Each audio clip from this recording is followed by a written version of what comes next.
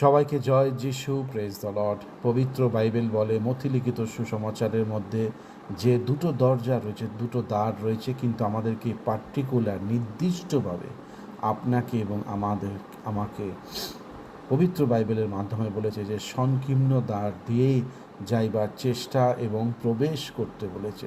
কেননা বড় যেই দ্বার আছে সেইটা খুবই সোজা, কোনো কষ্ট নেই, সরসর করে আমরা ভেতরে আসতে পারবো, কিন্তু পরে মৃত্যুর পর সেইটা আমাদের জীবনে নরক, বা মৃত্যুর পর সেটা আমাদের জীবনে ভয়ভীত অবস্থা হয়ে দাঁড়াবে।